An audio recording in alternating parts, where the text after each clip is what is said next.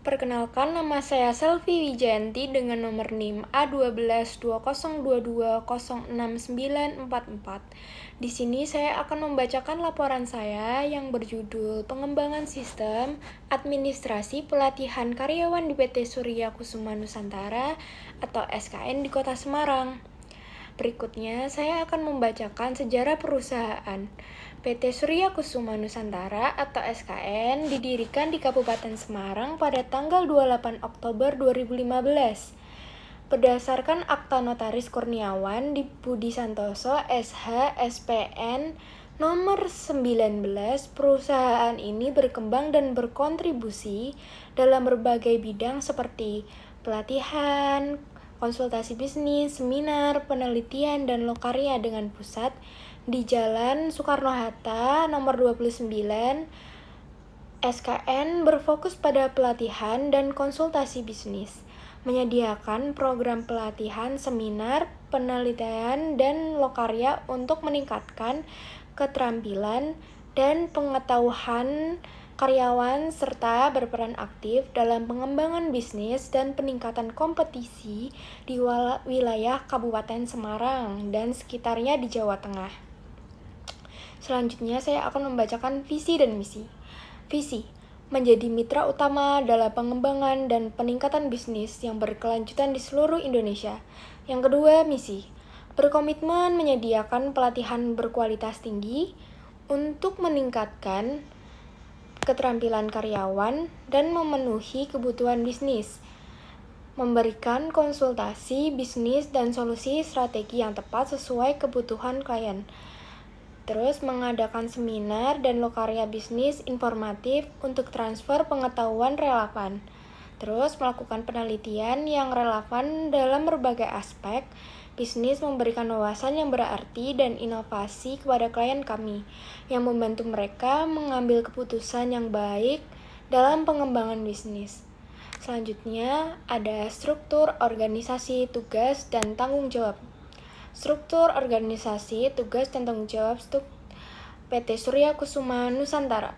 Yang pertama yaitu ada Dewan Komisaris, Komisaris Utama, Komisaris, Direktur, Staf Umum, Staf Logistik, Tim Trainer Safety, Tim Trainer Soft Skill, Tim Trainer Environment, Logistic and Transportation Division.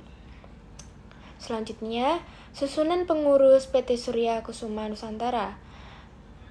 Komisi utama yaitu ada Ida Tri Rahayu, Komisaris Inna Yuliani, Direktur Hanif Surya Ramadan, Staf Umum Dian Dwi Setiani, Staf Logistik Wahyu Sadewa.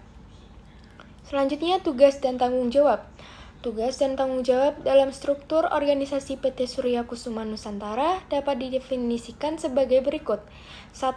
Komisaris Utama atau Ida Tri Rahayu memimpin Dewan Komisaris dan memberikan arahan strategis, mengevaluasi kinerja manajemen dan kepatuhan perusahaan, berperan dalam pengambilan keputusan strategis. Yang kedua, Komisaris Inna Yuliani mendukung Komisaris Utama dalam fungsi-fungsi Dewan Komisaris, terlibat dalam evaluasi pengawasan kinerja perusahaan. Yang ketiga, Komisaris Inna Yuliani mendukung Komisaris Utama dalam fungsi-fungsi Dewan Komisaris, terlibat dalam evaluasi dan pengawasan kinerja perusahaan. Tugas dan tanggung jawab: memimpin dan mengelola, bertanggung jawab dan perencanaan strategi dan program bisnis, mengawasi berbagai departemen dan memastikan tercapai. 5. Staf Logistik atau Wahyu Sadewo merencanakan dan mengelola kebutuhan dan logistik perusahaan termasuk pengadaan dan distribusi barang. Bertanggung jawab atas manajemen stok dan penyimpanan. Tim Trainer Safety melakukan pelatihan dan pengembangan karyawan terkait aspek keamanan kerja, memastikan perusahaan mematuhi regulasi keselamatan dan kesehatan kerja. Tugas dan tanggung jawab: Tim Trainer Soft Skill memberikan pelatihan untuk pengembangan keterampilan intrapersonal dan komunikasi karyawan, meningkatkan kemampuan tim dan produktivitas. Yang kedelapan, tim trainer environment, menyelenggarakan pelatihan dan program yang berfokus pada keberlanjutan lingkungan, memastikan perusahaan mematuhi peraturan lingkungan dan kontribusi pada praktik berkelanjutan. Nomor 9, Logistik dan Transportation Division, bertanggung jawab atas manajemen logistik, pengangkutan dan distribusi barang, memastikan efisiensi dalam rantai pasokan perusahaan. Selanjutnya ada proses bisnis sistem, analisis masalah dengan metode PISES. Dalam konteks PT Surya Kusuma Nusantara, berikut adalah analisis masalah dengan menggunakan metode PISES. Yang ke-1, performance atau kinerja, masalah tingkat kepuasan terhadap pelatihan dan konsultasi. Bisnis mungkin tidak mencapai target yang diinginkan. Analisis, perlu dilakukan evaluasi lebih lanjut terkait dengan aktivitas dan efisiensi pelatihan yang diselenggarakan serta hasil konsultasi yang diberikan kepada klien. Yang kedua, information atau informasi. Masalah data terkait pelatihan konsultasi dan acara yang sedang berlangsung mungkin tidak berdokumentasi dengan baik, yang dapat menghambat pengambilan keputusan yang tepat. Analisis diperlukan perbaikan dalam pengelolaan informasi dan penggunaan sistem informasi yang lebih baik untuk memonitor, merekam, dan menganalisis data terkait kegiatan perusahaan. Analisis proses bisnis sistem. Ada ekonomi, masalah biaya operasional terkait dengan logistik, pengadaan, dan transportasi barang mungkin tidak terkendali, dan ini dapat memengaruhi profitabilitas perusahaan. Analisis diperlukan evaluasi biaya operasional dan perbaikan dalam pengendalian ekonomi perusahaan.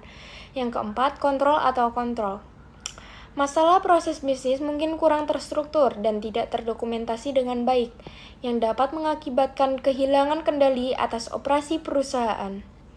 Analisis, perlu diterapkan prosedur yang lebih baik, ketat, kontrol yang efektif untuk memastikan operasi berjalan sesuai rencana. Analisis proses bisnis sistem, efisiensi. Masalah, kemungkinan terhadap redundansi atau kelebihan beban dalam beberapa aspek operasional yang dapat menghambat efisiensi dan produktivitas. Analisis, perlu dilakukan analisis lebih lanjut terkait dengan efisiensi operasional dan peningkatan proses untuk menghilangkan redundansi dan meminimalkan pemborosan. Keenam, servis atau pelayanan. Masalah kualitas layanan kepada pelanggan dan peserta pelatihan mungkin tidak mencapai standar yang diharapkan. Analisis, diperlukan peningkatan dalam pelayanan pelanggan, komunikasi yang lebih baik, dan peningkatan kualitas pelatihan serta konsultasi yang disediakan. Analisis kebutuhan sistem. PT Surya Kusuma Nusantara saat ini menjalankan berbagai proses bisnis yang berkaitan dengan pelatihan konsultasi bisnis, seminar, pelatihan, dan lokarya. Berikut adalah analisis singkat terkait beberapa proses bisnis yang sedang berjalan saat ini, beberapa flow dokumen atau FOD yang mencerminkan aliran dokumen dalam setiap proses. Yang ke-1, proses pelatihan karyawan. Proses pelatihan karyawan dimulai dengan identifikasi kebutuhan pelayanan oleh Departemen HR atau manajer yang relevan. Kemudian program pelatihan disusun dan disetujui. Selanjutnya, pelatihan dijadwalkan dan diimplementasikan. Setelah pelatihan selesai, evaluasi dilakukan untuk mengukur efektivitas pelatihan. Yang pertama yaitu permintaan pelatihan dari HR atau manajer, perencanaan program pelatihan, penjadwalan pelatihan. Berikutnya ada pelaksanaan pelatihan. Selanjutnya ada hasil evaluasi pelaksanaan pelatihan. Yang kedua, proses konsultasi bisnis. Proses konsultasi bisnis dimulai dengan permintaan konsultasi dari klien atau perusahaan yang membutuhkan bantuan. Tim konsultan bekerja dengan klien untuk menganalisis situasi dan memberikan rekomendasi. Setelah itu, solusi dan rencana tindakan disusun dan disetujui, yaitu permintaan konsultasi bisnis, analisis kebutuhan konsultasi, perencanaan solusi dan rencana tindakan, implementasi solusi. Selanjutnya, hasil evaluasi dan implementasi. Yang ketiga, Proses seminar, penelitian, dan lokarya. Proses ini melibatkan perencanaan, pengorganisasian, dan pelaksanaan seminar, pelatihan, dan lokarya. Awalnya, tema dan tujuan acara ditentukan, kemudian acara dipromosikan, dan peserta mendaftar. Selama acara, penelitian dilakukan, dan menteri seminar disampaikan. Penentuan tema dan tujuan, promosi acara, pendaftaran peserta, daftar peserta, lalu pelaksanaan acara, lalu penelitian dan penyajian materi. Yang keempat, proses logistik dan transportasi. Proses logistik dan transportasi mencakup manajemen persediaan, pengadaan, dan pengiriman barang terkait pelatihan dan acara perusahaan. Ini melibatkan pemantauan stok, pengadaan barang, dan pengiriman yang tepat waktu, yaitu pemantauan stok, pengadaan barang, penyimpanan, pengiriman. Lalu selanjutnya, identifikasi kebutuhan fungsional. Yang pertama, manajemen data, pelatihan, dan konsultasi. Sistem harus memungkinkan pengelolaan data, pelatihan, dan konsultasi, termasuk informasi peserta, menteri, dan jadwal pelatihan. Integrasi data, sistem harus dapat mengintegrasikan data pelatihan, konsultasi, logistik, dan acara untuk memungkinkan pemantauan yang terpadu pada pelaporan. Pelacakan kehadiran peserta, sistem harus memungkinkan pelacakan kehadiran peserta dalam pelatihan dan acara. Manajemen persediaan dan logistik, sistem harus mendukung manajemen persediaan, pengadaan, penyimpanan, dan pengiriman barang terkait pelatihan dan acara. Pelaporan dan analisis, sistem harus memiliki kemampuan pelaporan yang kuat, termasuk pembuatan laporan otomatis dan kemampuan analisis data. Manajemen user dan akses, sistem harus memiliki manajemen pengguna yang memungkinkan pengaturan hak akses berdasarkan peran.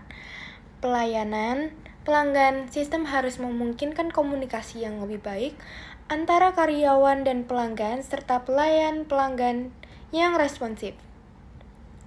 Selanjutnya, identifikasi kebutuhan non-fungsional. Yang pertama, keamanan data.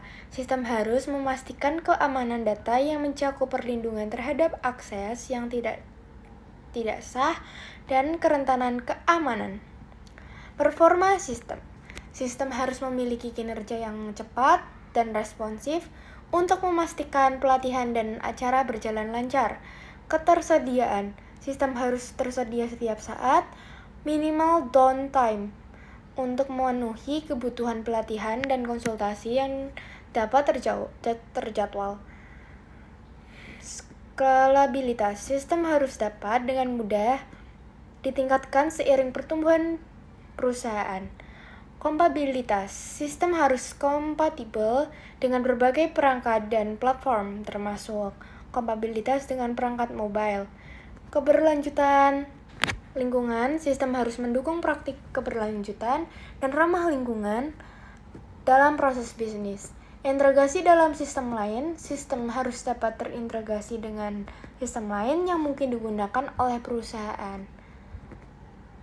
Lalu, selanjutnya ada usulan proses bisnis sistem informasi yang baru.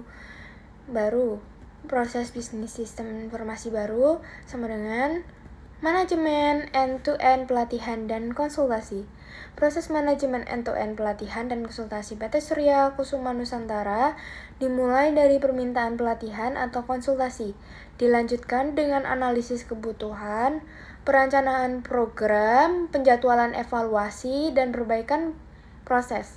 Tujuannya adalah untuk meningkatkan efisiensi dalam pelatihan karyawan dan konsultasi bisnis, yaitu ada formulir permintaan pelatihan atau konsultasi, analisis kebutuhan dan rencana, analisis kebutuhan dan rencana, rincian kebutuhan, pelatihan atau konsultasi, jadwal pelatihan atau konsultasi, daftar peserta materi pelatihan atau konsultasi, evaluasi, laporan evaluasi, rencana peningkatan proses. Terima kasih, sekian dari presentasi saya. Wassalamualaikum warahmatullahi wabarakatuh.